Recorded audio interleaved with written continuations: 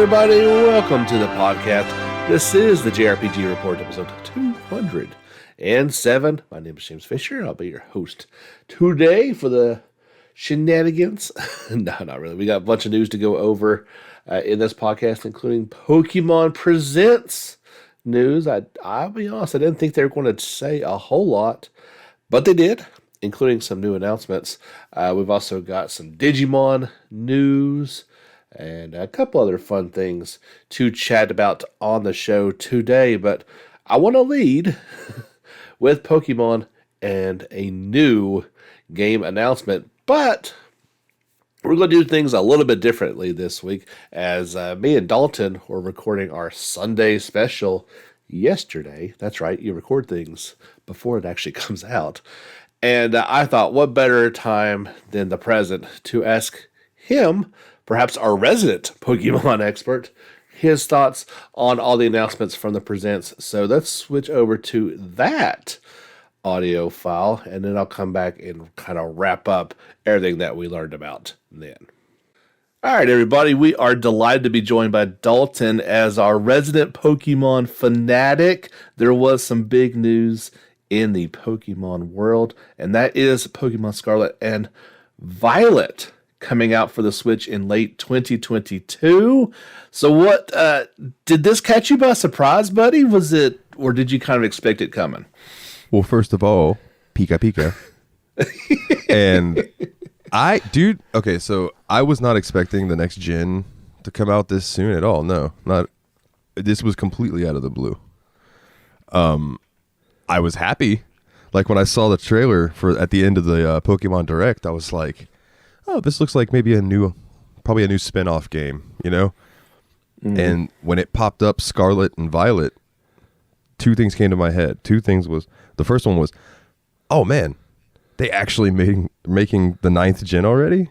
And the second one was, oh, a purple game. I have to get the purple game. It's purple, but it's not called purple. So there you go. Yeah. Violet, you're turning violet, Violet. That's also what I thought of when I saw it. Okay. Yeah, Scarlet, Violet, common names. So this is the 9th generation, is that what you said? Yes, sir. The 9th generation. Is this the last color? How many colors do they have to go? I don't know. There for a while they were doing gems and stuff. Like, you know, you had a ruby, sapphire, emerald, and then they did black and white, and then right. and then X and Y. It was like, well, I don't know if that was supposed to be like latitude and longitude or what. But yeah, they're all over the place. But eventually they are going to run out of. I say that, but there are probably way more colors than we realize. Probably, or like I said, they'll just change it up, and there's more letters and gems and stuff they can use, I'm sure. So is this one kind of carrying on the torch, or is it going to be more like Arceus's, or is that just kind of an offshoot, or is this kind of baseline back to the basics type of gameplay? So the trailer really only showed some like overview of the world map and stuff, but as far as I know, this is going back to more so of the regular style, whereas Arceus is a spinoff, which I would like to talk about in a minute, good sir. We can get to that, yeah. But I think this is going back towards more of the mainline series, but from the looks of it, it looks like the areas are very big and sprawling. Mm-hmm. So I know you probably didn't play Sword and Shield, but like everyone's gripe with that was that they said that there was going to be like open world Pokemon. Okay. But then there was just like an open world area that wasn't very big, and I think there was one of them. I never played the DLCs, but from what looks of it, I'm hoping that they take inspiration from Arceus, which is a bit different, but just take that and use it in the normal Pokemon setting. So, for example, Pokemon Arceus, you are ported back in time to when they were making the first Pokedex. Okay. So you don't have gyms and Poke Centers and things like that. So I'm hoping that they take Scarlet and Violet and make it the way they did Arceus, but with the regular storylines, if that makes sense. It does. And yeah, at least from the description, this one is also being touted as open world. So we'll see if it holds true to that, or if people have something else to complain about. But I think that's kind of, that looks like a good model to go by. that tried and true format, just a little bit more open to explore, seems like a sensible thing to do. Yeah. I do want to say too, they did release the 3 starter Pokemon in the trailer. There's like the grass Pokemon is the kitty, and I believe its name is Sprigatito. That would have been my guess as well. Good job. There's the fire one who is Fuecoco, and the water one who's Quaxley. Now, Quaxley looks like a duck, and he looks awesome, Yes. right? But the fire one, is by far my favorite. And I saw this meme that was like, the kitten is radiating awesomeness. It was like the duck has swagger, and it's like Fuecoco, his favorite, what was it?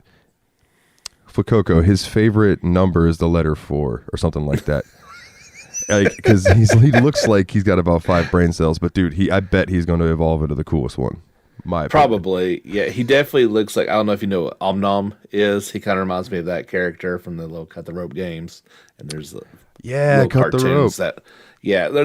They make cartoons of it. My kid watches all the time, and but that same kind of clueless look to his face, like he's just happy to be here. Yeah, exactly. He doesn't really care. he reminded me of the little bubble bobble dragon dude.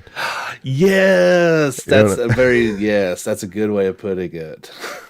Also, those are great. He's got the little yellow square on him, and there's been a couple Pokemon that have a yellow square. I think last year Score Bunny had one on his face, and I saw another meme, because the internet's wonderful with those, that was like, who keeps slapping craft singles on Pokemon? And I was like, oh yeah, he's not wrong. Delicious.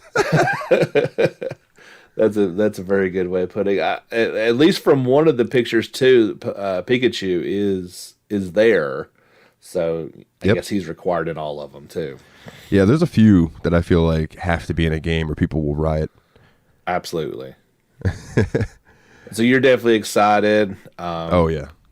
And hopefully they keep to it. I mean, this seems like they are definitely. Well, I mean, because technically Arceus came out this year, so that'd be 2 big titles in 1 year if it ends up coming out. I guess 3 technically, but it seems like they are on the Madden or the Call of Duty time scale now of every year putting these games out. And why not? I mean, it's the best selling series of all time for a reason, so why not?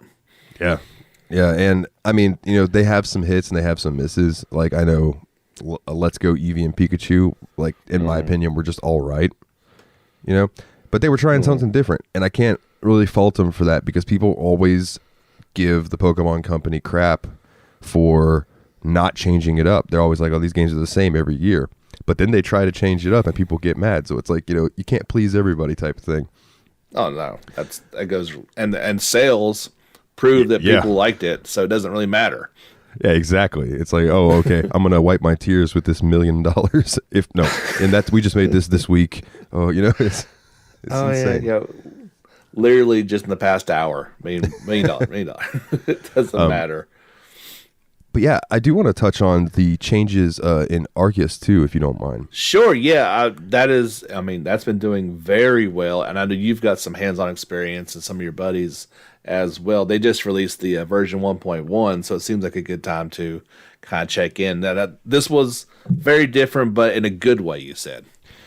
Yeah, it changes things up. For one, like I said earlier, they port you back in time, so people don't have the knowledge of Pokemon like they do in the normal games. And it's really funny to talk to these NPCs that actually treat Pokemon like, yo, these things are dangerous, be careful. Because Arceus is the first one where it's an open world game, and the battle system is, okay, say you see, I'll use a Charmander, for example. You run up to it, you have 2 choices. You can throw your Pokeball at it, which, depending on the Pokemon itself, there are 3 different types when you're going to catch them. There's the kind that you can just throw the ball at, no problem. There's the kind you have to sneak up on, because you'll scare them away if you don't. And there's the kind that are just angry, and you have to fight them before you can catch them, right? Cool. I'm assuming Charmander's probably an angry one that you have to fight. I haven't seen him yet, as far as I've played. But you as the trainer have to be aware of where you're at while they're battling. Because if that Pokemon does like a big, say, a breath fire attack, and it hits your Pokemon and you're too close, it's going to hit your trainer too, and you'll take damage. Oh, wow. That's pretty cool. So I thought that was a neat addition where you're just not a ghost in the background now. It's like you have to be cognizant of positioning, you know? Does the trainer end up actually getting any abilities of his own, or is he just a bystander pretty much? As far as I've gotten, 'cause I'm going to be honest, I've just been doing a lot of running around and fighting. I have not done a lot of the storyline yet. Okay. I've done some quests, but most of my thing has just been like, oh my goodness, I can go anywhere. Let me go roam around and see what I can find it. But it's very accessible, and I think that there are enough changes that more RPG leaning players would probably enjoy it more. Okay. But that being said, if you're just like not a fan of Pokemon, you're probably still not going to be into it. But gotcha. I give it a hearty pip. It's fantastic, man. I like when they first give me that objective that I have to sneak through grass to get up to a Pokemon and throw a ball at it. I was like, "What? I could sneak? Oh, there's actual stealth mechanics in this? What?" It was wild. It just kind of makes sense. It felt like this is what it maybe. I mean, obviously it's going back in time, so how it started and just felt a little bit more like it should be, I guess. Obviously, there's been years and years of evolution to get to this point, but yeah, I thought it was a really good way of doing it. When I was a kid playing Gold, and that was my favorite game, this was the game I was always hoping for on PlayStation 1. So getting it on a better console than a PlayStation 1 is quite nice, because like as a kid it was always, oh man, can you imagine if this was like Final Fantasy 8 and we were running around on the world map and you saw Pokemon and stuff? It would be so cool, right? And now it's a thing. So it makes the kid in me smile. Do you think this is the beginning? There will be more of those? Oh man, I think that they should continue that spin-off series. Absolutely. Unless they just want to integrate, that gameplay style into the normal series. But I think they have a lot of stories that they could tell, man, because they picked Arceus, who was the god of Pokemon, basically. But there are so many other ones. I think Giratina, you have the 3 legendary dogs, the 3 legendary birds. There's all kinds of little spin-off stories that you could tell while also exploring new mechanics and keeping the core series what it is to keep people happy.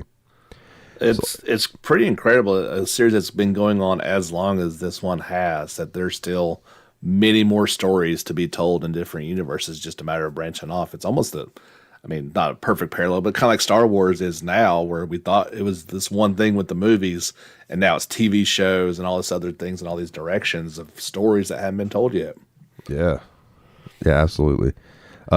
Real quick, speaking of Star Wars, we covered that. We covered that recently on the show. I just want to say, like, Jedi Outcast, fun doesn't hold up. That's all I wanted to say. But in my opinion, like Pokemon has a lot of room to a lot of stories to explore, because really, what story is there in most Pokemon games? It's like there's not a lot. You know what I mean? You're a kid, you're trying to go save the world. Somebody's trying to do something bad, you beat them. End of the day, everybody's happy. I mean, that's the gist of every Pokemon game. But I would like to see, there's been some ROM hacks where like people go in to the old like Game Boy games and they'll reprogram them and change the stories and stuff, that have made some darker toned Pokemon games that are really, really good. And I just think that Pokemon doesn't want to put out a game that might have to be rated teen. You know what I mean? Yeah, I don't see that. I mean, I think it'd be great, especially for, people like ourselves have been playing it for a long time. Maybe they're ready for a more mature story. Maybe, a character that's older than 12 or whatever. Yeah. As a lead character, I think they're ready, but is Nintendo going to do that? I don't see it. Yeah. My thing to people, in fact, we were having this conversation in the Steam Machine podcast Discord the other day. My thing is always, if you want a darker storyline from Pokemon, go play Shin Megami Tensei or Persona. Mm-hmm. Because that's going to give you exactly what you're looking for. Yeah. In a lot of ways, that's kind of what you're going for. Yeah. It's like, instead of Pokemon, you have demons, and people expire. I'll put it that way to keep it nice. But that's the best way of putting it. And yeah, it's just way darker, and that's always my go-to when people are like, "Well, Pokemon's just too kid-like." It's like, well, yeah, but it's supposed to be. It's a kid's game. I just happen to still play it. It's for everybody. So yeah, E for everyone. Yeah, and they have held up to that. Awesome, dude. Well, I knew you'd be the one to come to talk up the Pokemon, and appreciate you giving your input, Dalton. Anytime, brother. All right, that was fun, and perhaps a little preview of the fun that you can have by tuning into this week's Sunday special. Me and Dalton, we're just talking, we're having a good time, and going over kind of what we're playing and looking forward to and all that fun stuff, and catching up on some JRPG good stuff. So you'll want to turn in for that entire conversation. That what you just heard is not a part of that. That is just for this podcast, but kind of just a preview of what is to come. Let me apologize, as spring is in the air. It has hit a few weeks early. The groundhog was incorrect, and so I'm a bit sniffily, kind of getting used to all that stuff. But I think we went over pretty well everything that's going on in Scarlet and Violet. Of course, that's exclusively to the Switch sometime in late 2022. They say it's the newest chapters in the Pokemon series. With these new titles, the Pokemon series takes a new evolutionary step, allowing you to explore freely and richly expressed open world. Various towns blend seamlessly into the wilderness with no borders. You'll even be able to see the Pokemon of this region in the skies, in the seas, in the forest, on the streets, all over. You'll be able to experience the true joy of the Pokemon series, battling against wild Pokemon in order to catch them. Now, in an open world game that players of any age can enjoy. It does kind of at least sound like, like I said, we haven't really seen too much of it yet, just that opening trailer, but they're at least going to be influenced by Arceus. Maybe not going quite the whole way with that, but I think it's a welcome addition, and the open world stuff is something that's been wanted for a while. But speaking of Arceus or Arceus, what we still haven't decided that debate, I think. But version 1.1 update is now available. They are calling this Daybreak, which begins a new investigation into the phenomenon causing outbreaks of Pokemon. That's pretty cool. Always nice for a free new update. Lots of content going in this. They say in the update, you'll begin investigating mysterious mouse outbreaks of Pokemon that are popping up all over the Hisui region. You'll have a chance to battle powerful opponents like legendary Pokemon and Wardens, adding yet more options to your Pokemon battle experience. Daybreak content will be available after viewing the game's end credits. So you're going to have to pony up and take down the main game in order to experience this update, but I think it'll be worth it. Always a big fan of the free added content DLCs that come out after a game all wraps up. So yeah, that's going to do it for the Pokemon Presents. Like I said, I didn't expect a whole lot, and they completely said, no, we've got quite a bit for you. Enjoy. The other big news, and I probably would have led the podcast with this if it hadn't been for the new game announcements of Scarlet and Violet, is we have a release date for the next Legend of Heroes games. Okay, maybe not the next one, but it's the next one that we're going to get to play in the West. Not a new one, but without having a PC and some means of playing it, console gamers are finally going to get to experience The Legend of Heroes Trails from Xero, which will launch for PlayStation 4, Switch, and PC via Steam, Epic's Game, and GOG on September the 27th in North America. 3 days later, on the 30th, in Europe, publisher NIS America announced. So this is the first of the two Crossbell series games that took place in between Trails from the Sky, which we have and can play, and all 4 Cold Steel games, which we have and can play. So this will really round out the entire experience. If you've not played Cold Steel yet, I would say now that we have release date for this, and part 2 should be late winter, early spring sometime, I would say to wait to play these, if at all possible. If you can't wait, go right ahead. In particular, Cold Steel 3 and 4 will be enhanced greatly by having played these 2 games. I won't go over the story too much because there are, I don't say there's spoilers in there, but I want to bore you down with this. The key features. Welcome to Crossbell. The beginning of an exciting story arc in the Trails universe is about to begin. This iconic city-state. Experience a rich and refreshing game world that is teeming with secrets and adventures. Polished tactics. Strategic combat has been refined, resulting in a rich, satisfying tactical gameplay. Harness powerful skills and teamwork to overcome your adversaries. Your city, your story. Features such as high speed and skip mode allow you to cater your gameplay experience to your preferences. Enjoy battles quickly to focus on the surrounding story and events. NS America released a new story trailer. You are or have seen this as if you're watching this on the YouTube version of it. You can also check our social media channels on Facebook and or Twitter. And you could have got the link to check that out, along with the fancy new NIS logo that they just patented, which it's just NIS. So nothing too fancy, but I do like it. I think it looks pretty cool. But I am super excited to finally play this one. Like I said, there were ways of playing this before now, but out of ease and not needing a PC rig to play on, I can't wait to finally play this on my PlayStation 4 on September the 27th in North America and September 30th in Europe. I don't know if we're going to get any information out of this or not, but coming up in just a couple days on March the 6th, 4 a.m. to 7 a.m. Eastern Standard Time will be the Grand Blue Fantasy 8th Anniversary Special live stream event. Obviously going on in Japan, so it's early morning over here. If anything does in fact come of this, I'm guessing it's pretty much going to be based on just the anime. I don't think we're going to get any relink news, but if we do, we'll share that next week. PC players, if you've been waiting on a release date for Neptunia X Shinran Kagura Ninja Wars, you now have it. It will release on the Steam platform on May 11th worldwide. Publisher Idea Factory International announced.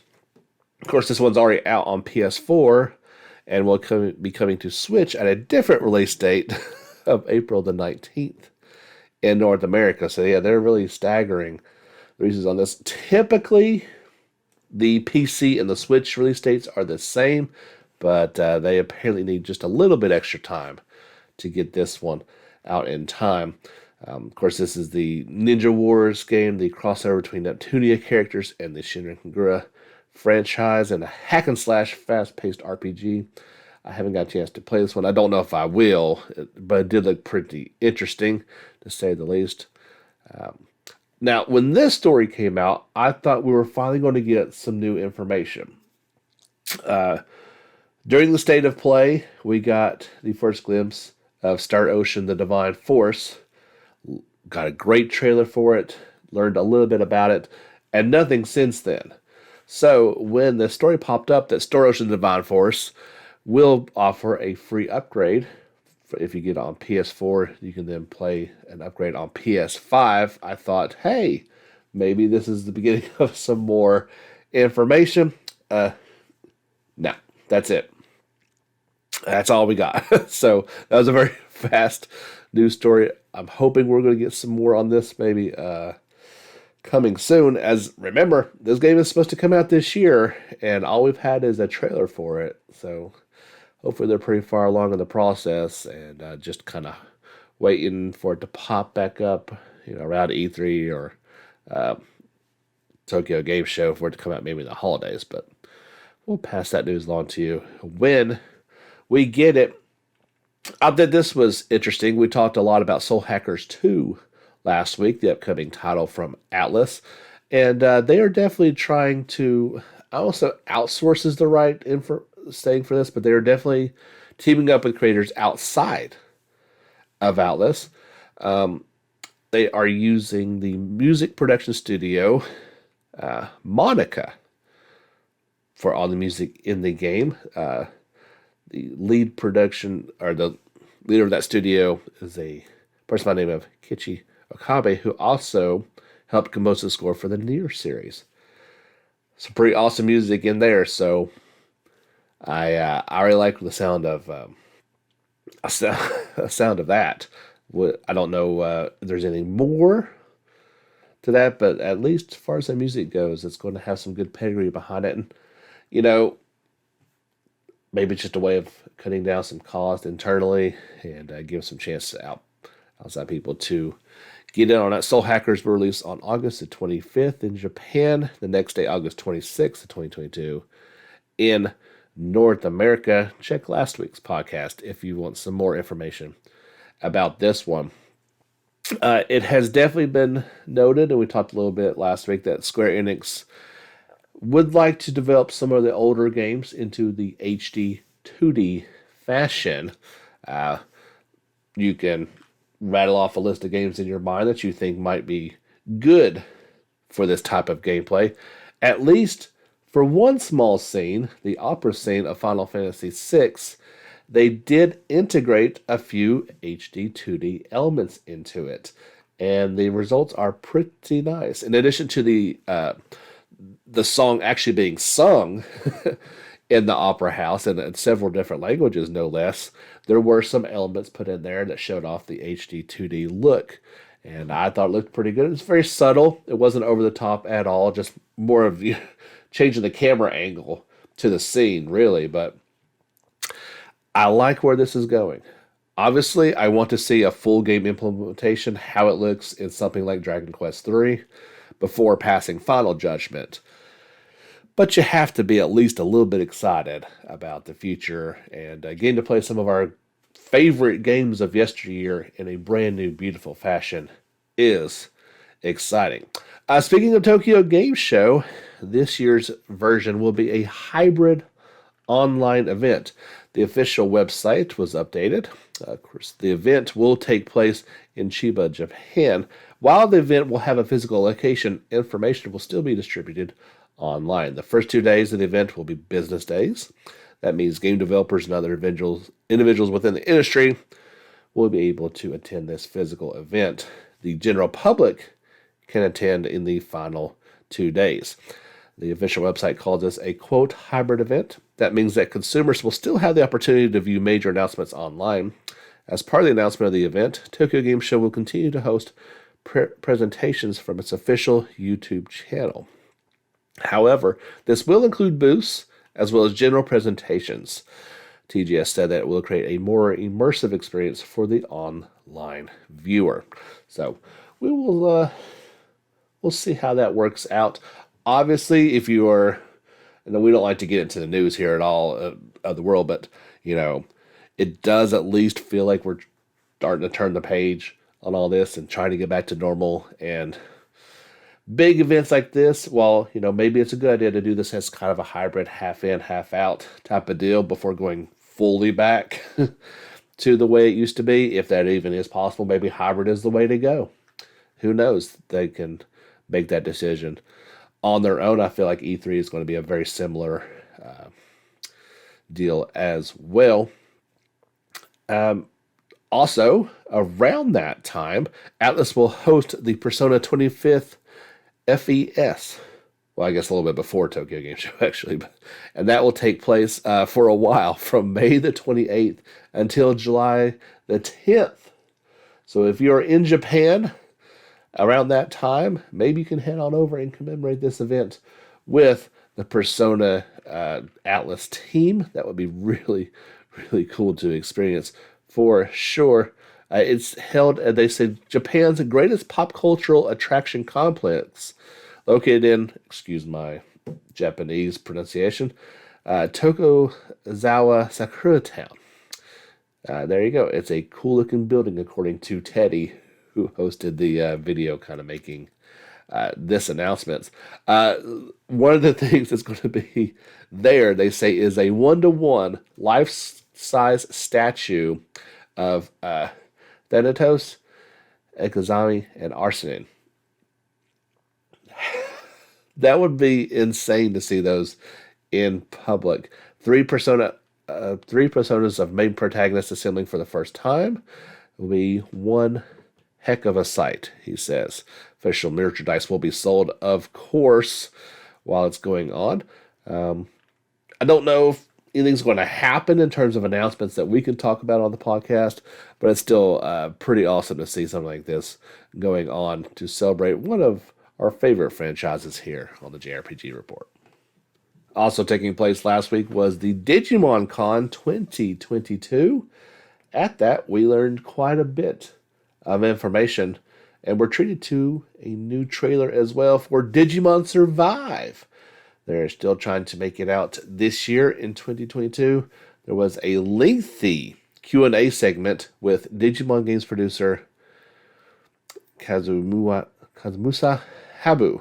He explained that there are delays resulting from the game-changing development studios. I guess I hadn't realized that, but that would make a whole lot of sense. Digimon Survive was originally announced as developed by Witchcraft, but according to Bandai Namco Entertainment Europe's website, it's now being developed by Hyde. Regarding the release date, Habu said announcement is expected to take a little longer as we are still adjusting to it internally. So, I mean, obviously we figured there was a corona effect to this delay, but it seems like on top of all that, they changed development studios, which pushed it back even further. But this new trailer would tend to suggest that things are back on track, and this one could make it out this year as currently is planned.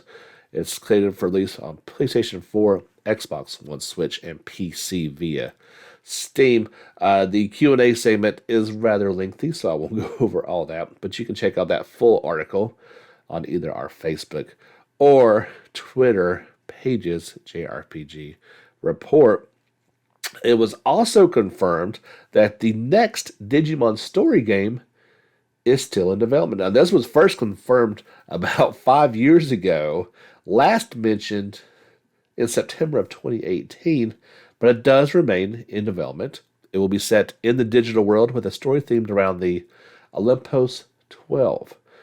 The Digimon producer Habu confirmed further details were not announced. So obviously they got to get through with Survive and get this thing out the door. Then I'm feeling like production goes on to this next Digimon Story game, while also maybe the last thing mentioned was when asked about the original Digimon World, Habu said he is positively considering a port, remaster, or remake of the game. Quote, "We have received many requests for a port or remake of the original Digimon World," he said. "I'm positively considering it, but at the same time, he's also thinking about which choice is best. To simply port it, remaster it, or remake, and which of those options is best." He continued, "If I choose port/remaster, I think it will be highly feasible. If you want a remake, we need to think about how many additional elements you need to incorporate into the game. Digimon World has a very good balance between File Island, the stage, and the Digimon that appear. If we add a new field, for example, the Folder Continent, or new Digimon, then I think we should treat it as a new product rather than a remake." So he said that he'd be grateful if you continue to share opinions with him. And there you go. They'd love to hear from you. So yeah, if you're a fan of the original Digimon World, you have to at least think that some form, whether it be a port, remaster, or remake, you're probably going to get it at some point in the future. Survive first, then probably the next story. Maybe at the same time they could develop this, whatever they're going to do with Digimon World. But you got to figure it's coming at some point in time. If you are a fan of Tales of Arise, like many of us are, and you want to show off that love to the rest of the world, perhaps each and every day, there's some new merchandise that's coming. It came out back in November, but Amazon is going to be selling it around the rest of the world now. So there are T-shirts, hoodies, and sweatshirts, all with various designs. You've got like the logo on one of them. You've got like a crest with the logo and the name Tales of Arise on there. You got one really cool one which kind of shows like 4 like sprite character versions of the 6 main characters plus Hoodle. Gotta like that one. That's pretty cool. Prices on these. Let's see where we go. The t-shirts are going to go for $22.99. They're available in sizes small through XXX in men's and women's. Pullover hoodies, a little bit more at $45.99. They go from small to XXL. And sweatshirts are going to go for $39.99. And the same going from small to XXL. Pretty much they're white and black. There's also some grays that are there for the sweatshirts or the hoodies. So there you go. If you really want some swag that you can show off, there you can do it. I think it's on there right now. I don't see a release date for them, so I'm guessing search on Amazon. Yeah, now available on Amazon. So there you go. If you got Prime, maybe you can get it free shipping. I don't know. I haven't checked it out yet. A game I am so much looking forward to is Sea of Stars. One of the reasons why, in addition to a myriad of other things, it is obviously inspired by Chrono Trigger. You don't even have to play Chrono Trigger to know that this game is inspired from it. And it's taking its inspiration to the next level. In addition to the overworld maps, which is straight out the playbook, directly, there will be music from legendary composer of all the tracks for Chrono Trigger and Cross, Yasunori Masuda. He said that there's going to be around 10 songs from the artist in the games. I can't wait to hear those. In addition, there might even be some night and day versions of songs, kind of like what you see in Xenoblade Chronicles. So that's what they're saying right now. Maybe there's more. Who knows? It would be great if the entire soundtrack was composed by him, but I will take 10 songs any day of the week. One final thing I thought was really interesting that I'd love to talk about. It's fun to think about your favorite Final Fantasy games. Maybe even you have a ranking in your mind of which are the best and your favorite ones. Well, Japan has an official ranking, well, at least from Yahoo Japan. They ranked every mainline Final Fantasy game, so that's not counting, or it is counting the online ones. Okay, so all the mainlines, so that means it's not counting games like 10-2, 13, 2 and 3, and or Crisis Core, Final Fantasy 7. So think about your list, and here are the final in order of their favorite ones in Japan. Number 1, Final Fantasy 7. Number 2 is 6. Number 3 is 10, which when I first saw this one, obviously the thumbnail was 10, and I thought maybe it could go to number 1 in Japan simply because when you look at the character models, and having played the remaster of this game very recently, it is heavily not only inspired by Japanese, but they actually kind of look more Japanese than other ones for sure. So I thought maybe they could go that route. But hey, number 3 is nothing to sneeze at. Number 4 is 5. Number 5 is 4. Number 6 is 14. 7 goes to part 9. 8 is 8. That's easy to remember. Number 9 gets 11. And rounding out the top 10 is Final Fantasy 3. So think about the ones that didn't make the list, and I'm a little sad to see 12 not making it in there. It's one of my personal favorites. But the first one didn't make it, or part 2. Yeah, I kind of get it. When you compare it against the other games, it's kind of hard to throw those in there as well. Even though they're standalone, they're great games.